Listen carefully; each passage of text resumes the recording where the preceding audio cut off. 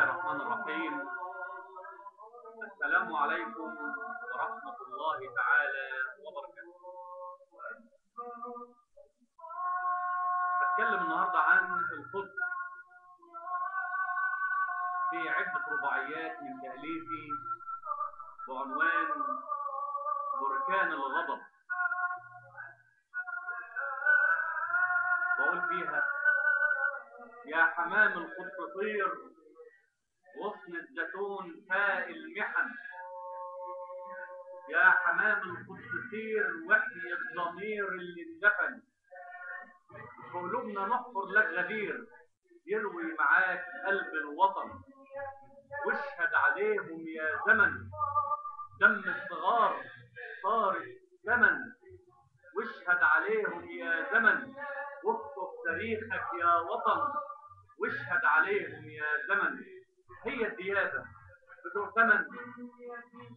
يا قطر قومي واقلعي ثوب الجراح. يا قطر قومي ودعي عهد النواح. ابنك غزلك يا بلد مليون وشاح. حالف يعدك يا بلد مد اللي راح، وان راح صباحك يتولد مليون صباح.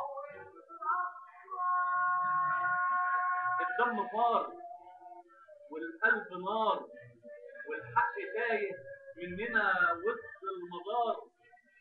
بيني وبينك يا وطن مليون فراغ، بحري وبحرك يا وطن من غير قرار.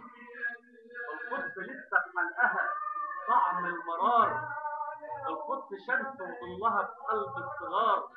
القدس همسة بحسها من غير شعار.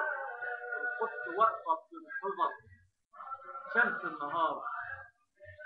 مهما يعلق وسطها مليون جدار، مهما يخلوا في قلبنا ظل الحصار، مهما يقولوا ان الحجر لعب الصغار، تفضل حقيقة ان الحجر بركان ونار.